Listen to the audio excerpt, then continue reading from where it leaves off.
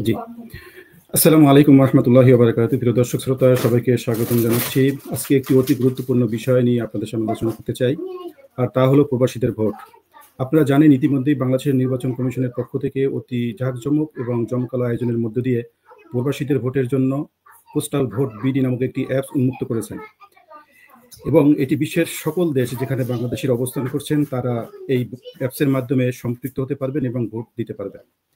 এই অ্যাপসের মাধ্যমে প্রথমে যাদের বাংলাদেশি ভোটার আইডি আছে তারাই শুধুমাত্র রেজিস্ট্রেশন করতে পারবেন, এবং এই রেজিস্ট্রেশনের কার্যক্রম বিশ্বের সকল দেশকে কয়েকটি জোনে ভাগ করে তারিখ নির্ধারণ করে দিয়েছে ইসি। এই জন্য ফ্রান্স সহ ইউরোপের কয়েকটি দেশের জন্য আগামী 29শে নভেম্বর থেকে 3 ডিসেম্বর সর্বমোট 5 দিন বরাদ্দ করেছে নির্বাচন কমিশন। মনে রাখতে হবে এই সময়ের মধ্যে অবশ্যই তাকে রেজিস্ট্রেশন সম্পন্ন করতে হবে। আজ ফ্রান্সের অবস্থানরত বাংলাদেশিরা কিভাবে সহজ উপায়ে ভোটের রেজিস্ট্রেশন সম্পন্ন করতে পারবেন এই নিয়ে আমরা আলোচনা করব। আর এই বিষয় নিয়ে আলোচনা করার জন্য আমাদের স্টুডিওতে উপস্থিত আছেন বাংলাদেশ সাংবাদিক ইউনিয়ন ফ্রান্সের সম্মানিত সভাপতি এবং ইউরোভিশন নিউজের সম্মানিত সম্পাদক সিনিয়র সাংবাদিক জনাব আদুল মান্নান আজাদ। নুন ভাই, কেমন আছেন আপনি? আসসালামু আলাইকুম রাহমাতুল্লাহ। জি আলহামদুলিল্লাহ, আল্লাহর মেহেরবানি, আল্লাহ ভালোই রাখছে। তো মান্নান ভাই, আমি বিষয়টা আপনার সামনে ইতিমধ্যেই শেয়ার করেছি, দর্শকদের উদ্দেশ্যে বলেছি। আজকের মূলত আলোচনার বিষয় হচ্ছে কিভাবে প্রবাসীরা ভোটের কার্যক্রমে অংশ নিতে পারবে এবং এর শুরুতেই কিভাবে রেজিস্ট্রেশন সম্পন্ন করতে পারবে। তো শুরুতে আমরা একটা ছোট্ট একটি ভিডিও ক্লিপ দেখে নিই। নির্বাচন কমিশনের পক্ষ থেকে ওনারা লঞ্চ করেছে, ওনারা এটাকে কিভাবে ভোটের কার্যক্রমে অংশগ্রহণ করবে তার একটি বিস্তারিত বর্ণনা এখানে আছে, আমরা সেটা একটু শুনে নিই। আপনার স্মার্টফোনে প্লে স্টোর বা অ্যাপ স্টোরে গিয়ে পোস্টাল ভোট বিডি লিখে অ্যাপটি ডাউনলোড করতে হবে। অ্যাপ খুলে রেজিস্ট্রেশন বাটন চাপুন। আপনি যে দেশে বর্তমানে অবস্থান করছেন তালিকা থেকে সেই দেশটি বেছে নিন। অবস্থানরত দেশে ব্যবহৃত নিজের মোবাইল নাম্বার উল্লেখ করতে হবে। নির্ধারিত জায়গায় নাম্বারটি টাইপ করুন। কিছুক্ষণ অপেক্ষা করলে উক্ত নাম্বারে একটি ওটিপি আসবে, সেটি দিয়ে নম্বরটি ভেরিফাই করুন। সবশেষে একটি পাসওয়ার্ড সেট করুন। এভাবে আপনার অ্যাকাউন্ট তৈরি হবে। অ্যাপের লগইন অপশনে মোবাইল নম্বর সেট করে পাসওয়ার্ড দিন। এনআইডি কার্ডের সামনের অংশের পরিষ্কার ছবি তুলুন। পর্যাপ্ত আলো আছে এমন জায়গায় দাঁড়িয়ে মোবাইল অ্যাপের নির্দেশনা অনুযায়ী লাইভলিনেস চেক করে সেলফি তুলুন। মনে রাখতে হবে এই সময় মুখে মাস্ক, চোখে চশমা বা মাথায় টুপি রাখবেন না। পাসপোর্টের প্রয়োজনীয় তথ্য দিন, না থাকলে চেক বক্স টিক করুন। যে ঠিকানায় ব্যালট পেতে চান তার পুরো ঠিকানা সাবধানে পূরণ করুন। ভুল ঠিকানা দিলে ব্যালট হাতে পাবেন না। সকল তথ্য সঠিক দিলেই কেবল নিবন্ধন সম্পন্ন হবে। যদি নিবন্ধন কোনো কারণে সম্পূর্ণ না হয় তাহলে কি হবে? যদি আপনার নিবন্ধন সফল না হয় তাহলে নির্বাচন কমিশনের নির্ধারিত পদ্ধতিতে নিবন্ধন প্রক্রিয়া সম্পন্ন করা হবে। যদি কোনো প্রকার ত্রুটি কিংবা ভুল ইনফরমেশন পাওয়া যায় তাহলে নিবন্ধনটি বাতিল করা হবে। নির্বাচন কমিশন থেকে বাংলাদেশ ডাক বিভাগের মাধ্যমে আপনার ঠিকানায় একটি পোস্টাল প্যাকেট আসবে। প্যাকেটের ভেতরে থাকবে একটি বড় সাদা খাম, রিটার্নিং অফিসারের ঠিকানা লেখা বড় হলুদ খাম, ব্যালট পেপারের ছোট সাদা খাম, আপনার মূল ব্যালট পেপার।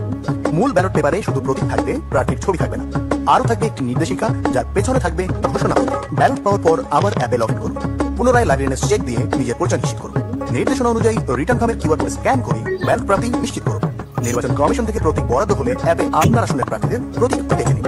পছন্দের প্রার্থীর প্রতীকের পাশে দিবেন একটা টিক, পাশে দিবেন একটা টিক। ভোটটা বাতিল হবে যদি ভোট থাকে একাধিক। ব্যালট পেপারে টিক অথবা ক্রস চিহ্ন দেওয়ার পর ব্যালট পেপারটি সাদা ছোট ব্যালট খামে ভরে বন্ধ করে দিন। এরপর ঘোষণাপত্র পূরণ করে ব্যালট খাম সহ বড় হলুদ খামে গিয়ে খাম বন্ধ করুন। যত দ্রুত সম্ভব নিকটস্থ পোস্ট অফিস অথবা পোস্ট বক্সে জমা দিন। ব্যবহার করুন অফিসিয়াল লিঙ্ক অথবা অ্যাপ। কোড অথবা পাসওয়ার্ড কারোর সাথে শেয়ার করুন। ব্যালট পেপারে একটিমাত্র টিক বা ক্রস চিহ্ন দিতে হবে। আপনার ভোটের গোপনীয়তা বজায় রাখুন, কারোর সাথে শেয়ার করবেন না। মনে রাখবেন, ভোটের গোপনীয়তা ভঙ্গে আইনানুগ ব্যবস্থা সহ এনআইডি ব্লক করা হতে পারে। জি মান্নান ভাই, আমরা ভিডিওটি দেখলাম। তো ইতিমধ্যেই আপনি তো অবশ্যই জানেন যে একজন ভোটারের প্রতি বাংলাদেশ নির্বাচন কমিশন বলেছে যে তারা যদি রেজিস্ট্রেশনের মাধ্যমে নির্বাচনে অংশগ্রহণ পর্যন্ত, ভোট দেওয়া পর্যন্ত একজন ভোটারের প্রতি 700 টাকা খরচ হবে। তো এটা কিন্তু একটা বড় অ্যামাউন্ট। তো এখন এটা যদি তারা যারা ভোট দিবে তারা যদি এই বিষয়টাকে সুন্দরভাবে না বুঝে এবং কিভাবে রেজিস্ট্রেশন করবে, কিভাবে ভোটের কার্যক্রমে অংশ নেবে, এই বিষয়গুলো আপনি যদি একটু সংক্ষেপ সুন্দরভাবে উপস্থাপন করে দর্শকদের উদ্দেশ্যে বলেন তাহলে সুন্দর হয়। সম্মানিত দর্শক শ্রোতা, প্রবাসী ভাই ও বোনেরা, আসসালামু আলাইকুম রহমতুল্লাহ। ওয়ালাইকুম আসসালাম রাহমাতুল্লাহি ওয়া বারাকাতুহু। আপনারা যেমনটি জানেন যে এই প্রথমবার প্রবাসী বাংলাদেশি যাদেরকে রেমিটেন্স যোদ্ধা বলা হয়, যাদের রেমিটেন্সের উপরে বাংলাদেশ আজ অনেকখানি নির্ভরশীল, তারা এতদিন তাদের অধিকার বঞ্চিত ছিল। তাদের অন্যতম বড় অধিকার হলো ভোটাধিকার। এই ভোটাধিকারের জন্য বিভিন্ন দল বিশেষ করে সংগ্রাম করেছে। আমরা প্রবাস থেকেও বিভিন্ন দেশ থেকে আমরা এই জন্য আন্দোলনে অংশগ্রহণ করেছি। শেষ পর্যন্ত নির্বাচন কমিশন পোস্টাল ব্যালটের মাধ্যমে প্রবাসী বাংলাদেশিদের ভোটাধিকারের ব্যবস্থা গ্রহণ করেছে। জি কিন্তু এই বিষয়টি একটুখানি কমপ্লিকেটেড। সাধারণ মানুষ যাদের আইটি সম্পর্কে খুব বেশি ধারণা নাই, তারা হয়তো নিজে নিজে সবাই এটা করতে পারবে না, কঠিন হবে, একটু কঠিন হবে। হুম, এটা হলো ইতিমধ্যে নির্বাচন কমিশন পোস্টাল ভোট বিডি নামে একটা অ্যাপস লঞ্চ করেছে জি গত 18 তারিখ। এটা আপনি আপনার মোবাইলে গেলে অথবা কম্পিউটারে গেলে আপনি পাবেন, এবং সেখান থেকে আপনার মোবাইলে এটা আপনি ইনস্টল করে নিতে হবে। জি ইনস্টল করে নেওয়ার পরে আপনি আপনার একটা অ্যাকাউন্ট খুলতে হবে। আপনার যে দেশে আছেন সেই দেশ সিলেক্ট করতে হবে। যেমন আপনি যদি ফ্রান্সে থাকেন তাহলে ফ্রান্স সিলেক্ট করতে হবে এবং ফ্রান্সের নাম্বার দিতে হবে। রাইট মনে রাখবেন, ফ্রান্সে আপনি থাকেন, ইতিমধ্যে বাংলাদেশে গেছেন, বাংলাদেশ থেকে যদি আপনি চেষ্টা করেন তাহলে হবে না। হবে না কি জন্যে? তারা যে লোকেশনটা চায়, জি আপনি যেখানে অবস্থান করছেন সেই লোকেশন অটোমেটিক চলে আসবে। এই জন্য আপনি যখনই ফ্রান্সের জন্য বাংলাদেশ থেকে ট্রাই করবেন, তখন তারা মনে করবে যে এটা ফলস। রাইট এই ফলস মনে করে আপনার রেজিস্ট্রেশন ভ্যালিড হবে না, রাইট তারা মঞ্জুর করবে না। এই জন্য প্রবাসীরা প্রবাস থেকেই এই রেজিস্ট্রেশন করতে হবে। জি ইতিমধ্যে অনেকেই বাংলাদেশ থেকে আমার সাথে যোগাযোগ করেছেন, তারা বলছেন আমরা ছুটিতে বাংলাদেশে এসেছি, আমরা করতে পারবো কিনা। তাদের উদ্দেশ্যে বলছি যে জি না, আপনারা বাংলাদেশ থেকে করতে পারবেন না, কারণ আপনি যখনই এটা করতে যাবেন আপনার লোকেশন ওরা চাইবে, আর না চাইলেও আপনি আপনার মোবাইল অটোমেটিক্যালি আপনার লোকেশনটা জানিয়ে দেবে। না মানান ভাই, যদি ফ্রান্সের কোনো ব্যক্তি এখন বাংলাদেশ অবস্থান করে এবং তার সিমটা যদি ওখানে অ্যাক্টিভ থাকে এবং মূলত তো একটা ওটিপি যাবে সেখানে, এবং সেটা যদি ওখানে থাকে তাহলে তো কিন্তু এখানে সে তো ফ্রান্স সিলেক্ট করবে, কিন্তু তার জিমেইলের যে লোকেশন, জিমেইলের লোকেশন যদি অ্যাক্টিভ থাকে তাহলে জিমেইল অটোমেটিক তাকে জানিয়ে দিবে যে সে বাংলাদেশে অবস্থান করতেছে।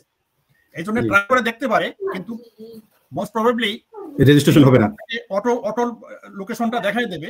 তখন সহজ হয়, তখন সেটা মানে যদি সে বাংলাদেশ থেকে ট্রাই করে জি তাহলে এটা একটু ডিফিকাল্ট হয়ে যেতে পারে।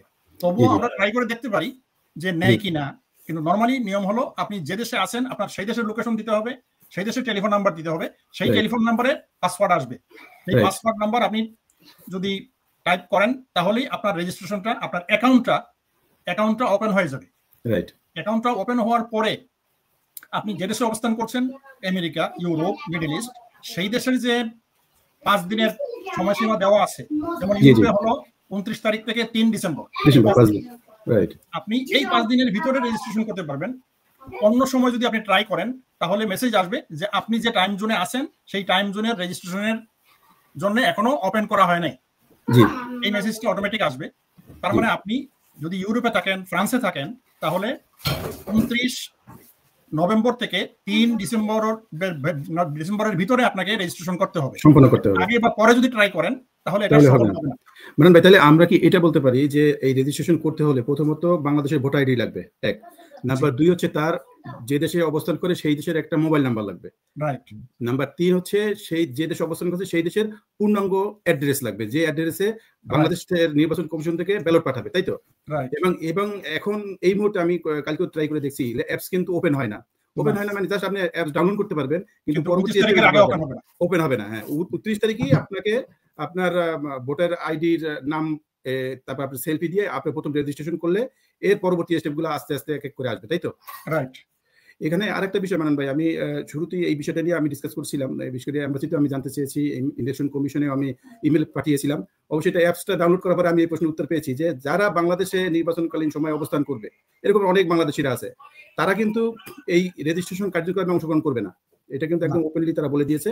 যদি সে এখানে রেজিস্ট্রেশন করে বিদেশে বসে, তাহলে বাংলাদেশে অবস্থান করলে সে আর ভোট দিতে পারবে না, কারণ ভোটার লিস্টে তখন একটা মানে কি বলে ওয়াটার কালারের একটা কিছু একটা থাকবে, যাতে সে বুঝবে যে এই ভোটার হচ্ছে প্রবাসী ভোটার, ওনার এখানে ভোট দেওয়ার অধিকার নাই।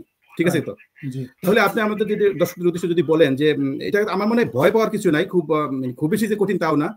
তো এখন যদি যারা এই বিষয়টা নিয়ে একটু কষ্ট ফিল করতেছে বা বুঝতেছে না, তাদেরকে হেল্প করার জন্য এখানে বাংলাদেশের নাগরিক পরিষদের পক্ষ থেকে প্যারিসকে কয়েকটা জায়গায় তারা নির্ধারণ করে দিয়েছে এবং ইতিমধ্যেই হয়তো তারা বিভিন্ন সোশ্যাল মিডিয়াতে বলে দিয়েছে বা বলবে ভবিষ্যতে যে যারা এই ব্যাপারটা নিয়ে বুঝতেছেন না তারা সহযোগিতা নিয়ে রেজিস্ট্রেশন কার্যক্রম সম্পন্ন করবেন। তো এই ব্যাপারে আপনি দর্শক বিষয়ে আর কোনো কিছু বলবেন কিনা?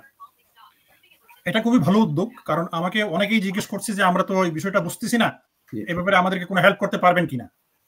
এটা যদি বাংলাদেশ নাগরিক পরিষদ এই ব্যাপারে উদ্যোগ গ্রহণ করে থাকে, কিছু লোকেশন তারা যদি ঠিক করে থাকে, তাহলে এটা খুবই প্রশংসনীয় উদ্যোগ। আপনার সেই জায়গাগুলির নাম এবং কোন দিন থেকে কোন দিন, কোন সময় থেকে কোন সময়, মোবাইল নাম্বার সহ, যে ব্যক্তি এবং মোবাইল নাম্বার সহ যদি আপনি দর্শক শ্রোতাদের সাথে শেয়ার করেন তাহলে খুবই ভালো হয়। সেই সমস্ত জায়গায় যারা নিজে নিজে এই জিনিসগুলি পারবে না তারা সহযোগিতা নিতে পারে, এর ফলে তাদের অনেক বড় উপকার হবে বলে আমরা মনে করি।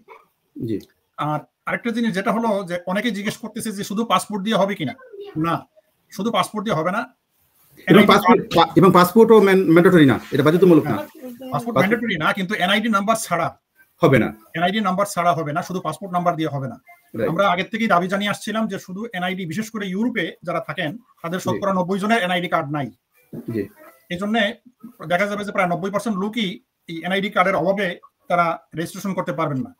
কিন্তু যে কোনো কারণে হোক নির্বাচন কমিশন এই বিষয়টি আমলে নেয়নি, ফলে যাদের এনআইডি কার্ড আছে কেবল তারাই রেজিস্ট্রেশন করতে পারবে। এবং এই ব্যাপারে পরিষদ যে উদ্যোগ নিয়েছে সহযোগিতার, সেই জিনিসগুলি যদি আপনি শেয়ার করেন, কারণ একটা মোবাইল থেকে শুধু একটা রেজিস্ট্রেশন হবে, এই জন্য প্রত্যেকের নিজস্ব মোবাইল নিয়ে আসতে হবে, সেই মোবাইলের মাধ্যমেই রেজিস্ট্রেশন করতে হবে। আমার মোবাইল দিয়ে আপনারটা আমি রেজিস্ট্রেশন করতে পারবো না যদি আপনি এনআইডি আমার কাছে পাঠান, কোনো কাজ হবে না, কোনো কাজ হবে না।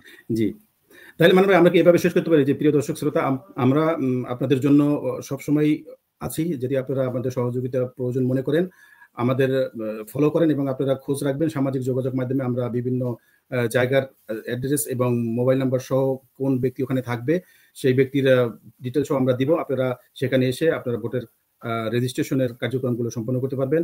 আমরা শেষ করতে চাই মানন ভাই, আপনাকে অসংখ্য ধন্যবাদ যে আজকের এই বিষয়ে আপনি আমাদেরকে সময় দিয়েছেন। আবারও অন্য কোনো বিষয় নিয়ে ভবিষ্যতে কথা হবে। সেই পর্যন্ত সবাইকে ধন্যবাদ। আসসালামু আলাইকুম। ধন্যবাদ আপনাকেও এবং সকল দর্শক শ্রোতাদেরকে। আসসালামু আলাইকুম রাহমাতুল্লাহ। জাযাকাল্লাহ।